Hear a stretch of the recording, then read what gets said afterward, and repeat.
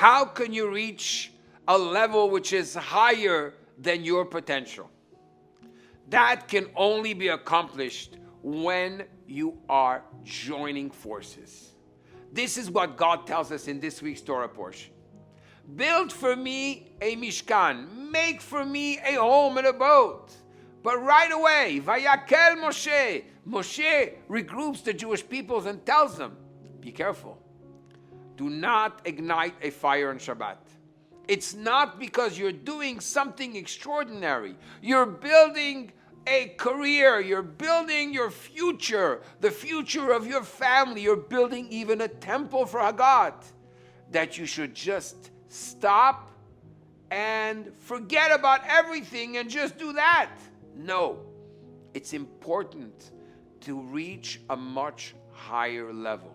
In order to build a home, you have to give importance to your home.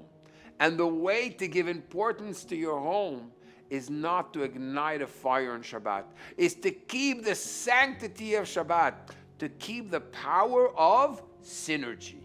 The power of synergy means that by myself I can run very fast, but together we can reach very far. If you want to reach higher than your potential, you want the Shekhinah, God's presence, to dwell upon you, it's not enough to focus, to work hard. You have to be able to give consideration to those who are around you. Give consideration to time and the sanctity of time. And that is represented by Shabbat.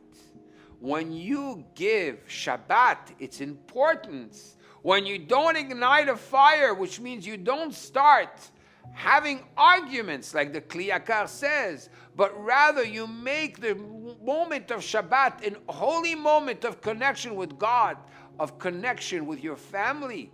At that moment, your home is really called not a house, but rather a home, an abode for Hashem. And this is the lesson of this week's parasha. So it's time to regroup, and it's time for holy synergy.